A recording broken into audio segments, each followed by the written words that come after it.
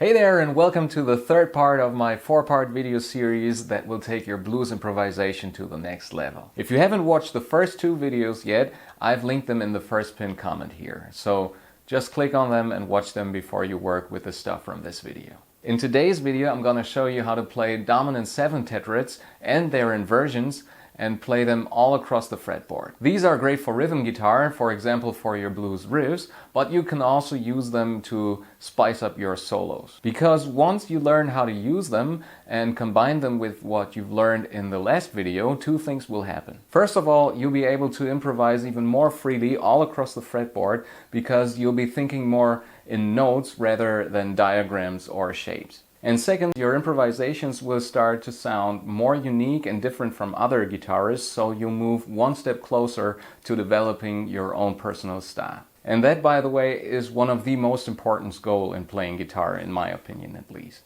And even hobby guitarists can reach this goal with the right mindset and the right exercises. And as with the last videos, you can download all of the backing tracks and a very helpful step-by-step guide as a PDF if you click on the last link in the first pinned comment of this video. Alright, let's now take a look at the system we're going to use today. I learned these chord shapes years ago from my guitar teacher. He had copied them for me from a book where they were labeled as systematic inversions on the 5-4-3-2 and 4-3-2-1 string sets. For the 5-4-3-2 string set, we start with a dominant 7th chord rooted on the A string and learn all 3 inversions along with it. And then we'll do the same on the 4-3-2-1 string set, starting with a dominant 7th chord rooted on the D string, and again learning all 3 inversions on the 4 highest strings. So for step 1, we'll begin by working on A7 in 2 positions. One using the open A string as the root, and the other one octave higher at the 12th fret where we can fully finger the chord. And now we want to shift this shape across the fretboard to also cover our 4 chord D7 and 5 chord E7. So you can move it from here to E7, D7, or do the same from here to here and here. I've also marked the root in red in all chord diagrams to help you quickly locate each shape across the neck. To take full advantage of that, you should already be somewhat comfortable identifying the notes on the top 4 strings. From my own experience and from teaching this to many students, I found it incredibly useful to learn these chords and their inversions directly alongside the 4 and 5 chords of the blues progression. That's because the 1, 4 and 5 chords often stay the same across several keys. If you practice moving these shapes regularly, it will help you to react more quickly to chord changes, for example during jam sessions. So once you've gotten used to playing any chord in its first position, try moving the chord to the roots D and E on the same string. In the key of A, you'll probably find that quite easy. But when you later deal with more difficult keys like C sharp major or E flat major, for instance, you might need a moment to think before finding your 4 and 5 chords. So it's smart to start practicing these things in simple keys first. So for step number 2, let's now practice these chords in action. Use the simple 12-bar blues backing track from the download folder and start playing the A7, D7 and E7 chords at the right moments in the progression. At first, just strum each chord on the 1 of the bar. Later on, feel free to add some picking patterns. I've included one simple and one finger-picked example for you in this improvisation here.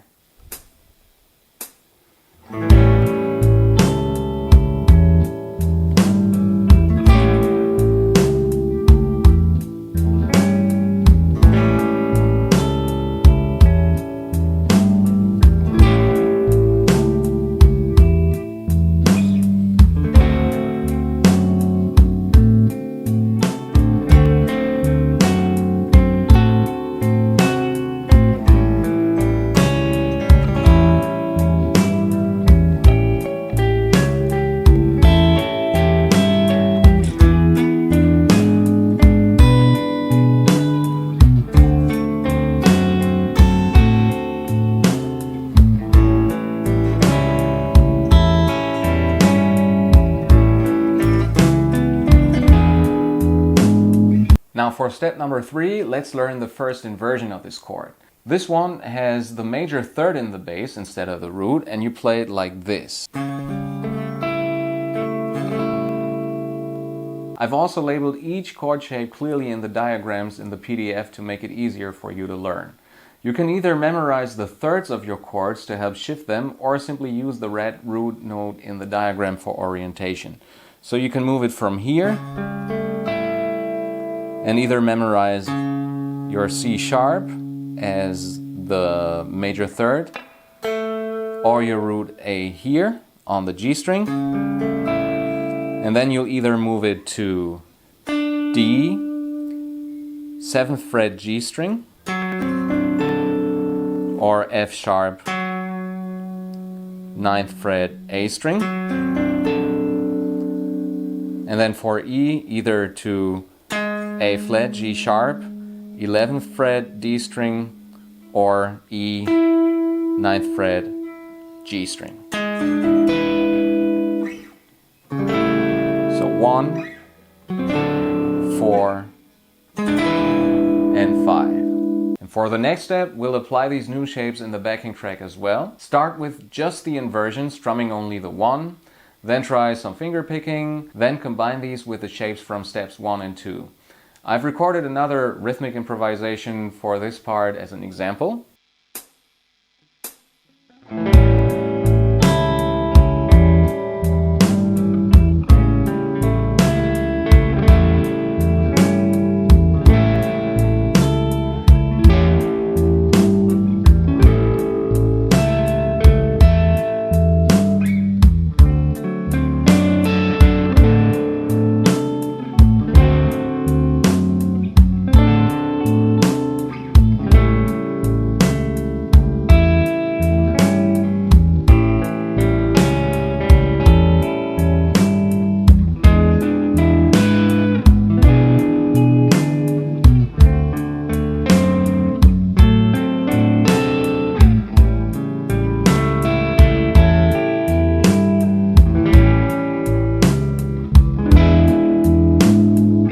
For step 5, let's move on to the second inversion, which has the 5th in the bass. So for A7, you'll play E, A, C sharp, and G, 7th, 6th, and 8th frets. D7 has an A in the bass, and you can play E7 both here with a B in the bass or down here. So 1, 4, and 5. And for step 6, use the new chord shapes again to play over the backing track.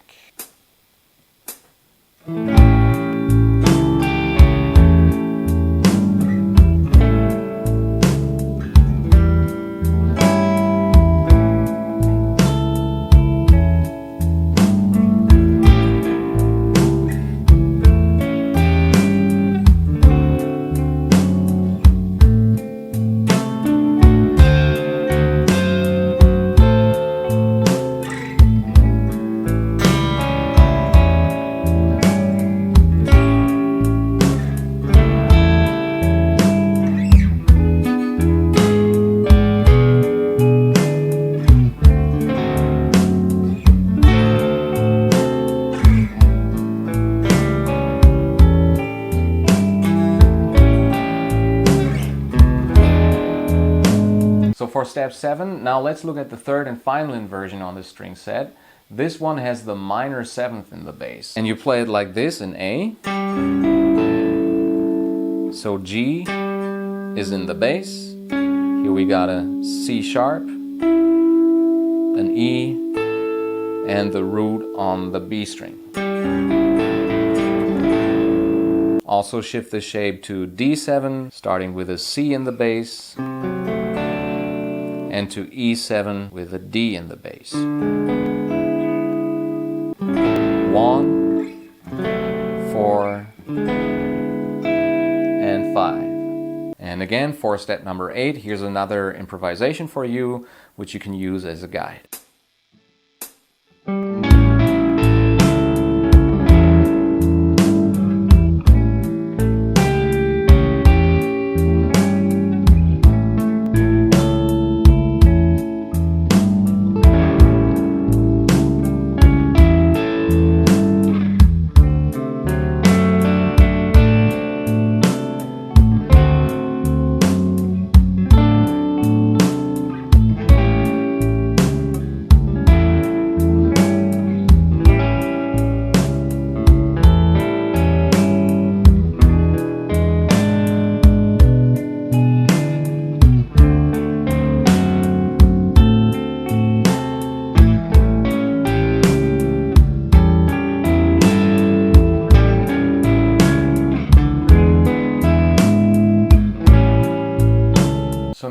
Now you'll have to repeat all 8 previous steps using dominant 7th chords and their inversions on the top 4 strings, the 4-3-2-1 string set. This will complete all possible positions and combinations. I'll just give you a quick overview here because I still want to show you how to use these shapes in your solos. So this is our first chord, A7, with its root in the bass, now on the D string.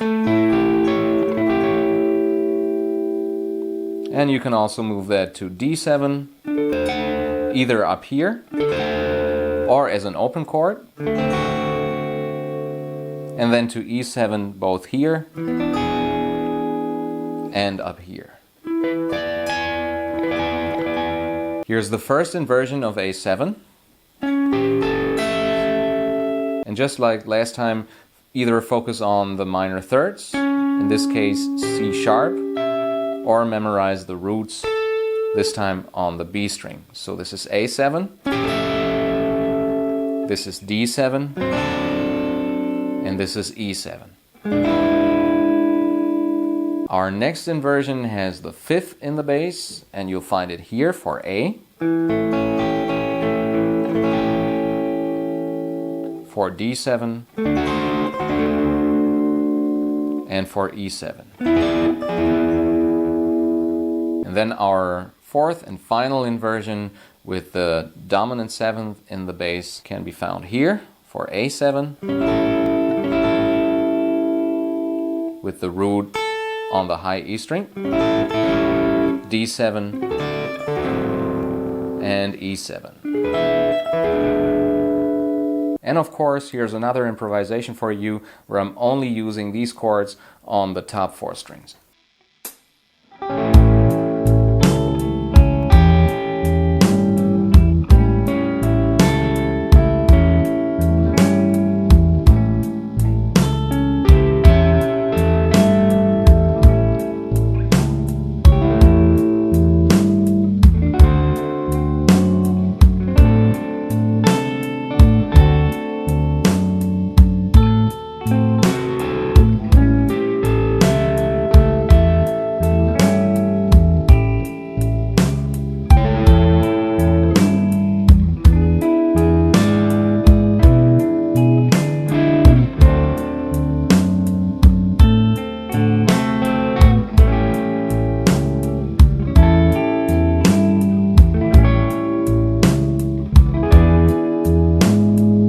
Let's look at how to actually use these chord shapes in your solos and improvisations to really elevate your blues playing. The simplest way is to just strum a chord between your single note lines and licks. This is a great way to get used to mixing chords and notes, so you could play stuff like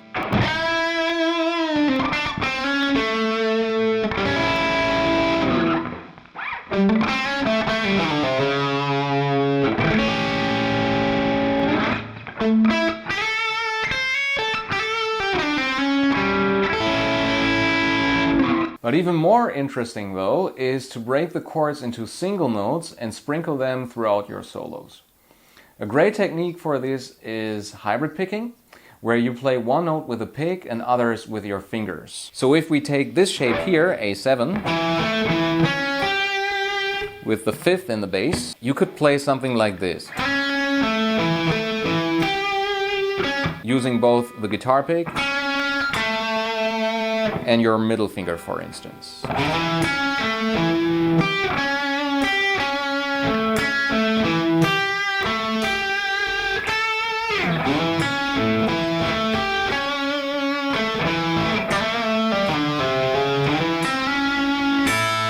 Or for D7, something like this.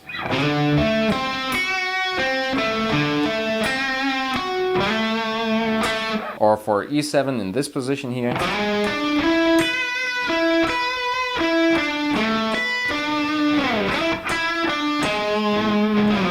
Now of course, keeping track of 3 inversions times 8 chords is a lot. And if you also try to remember 6 scale patterns times 5 positions, it's easy to get overwhelmed. Here's my advice for getting started. Begin with the first A minor pentatonic box, since that's the go-to shape for most blues guitarists. then look for which chord shapes and inversions you can find within that shape. So here's an example of how A7, then D7 and E7 could look inside the A minor pentatonic. You can use this A7 inversion here.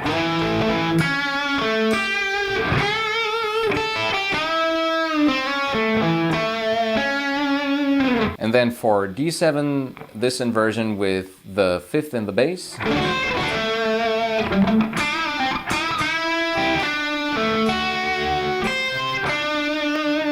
And for E7, this inversion with the 3rd in the bass.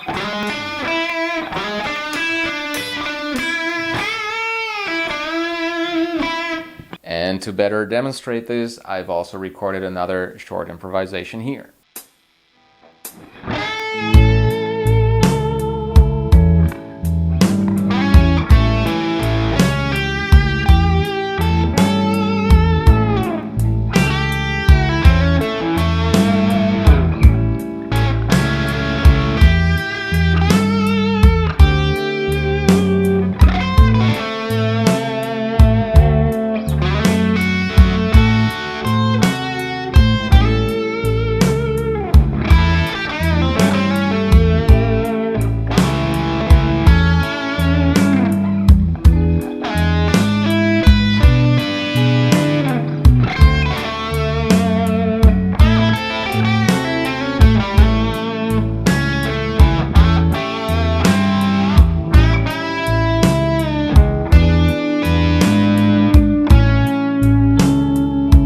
From here, you can slowly add more scale positions, for example, A major in the first position.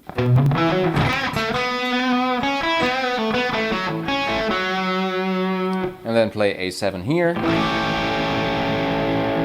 D7 here, and E7 here.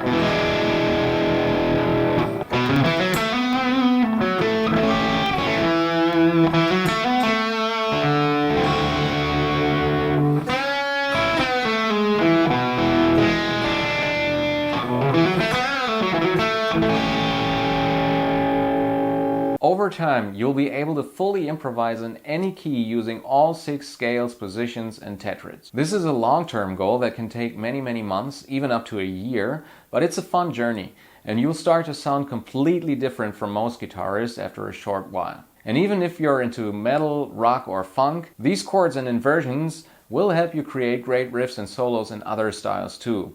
Here's a short example of a hard rock idea based on these shapes.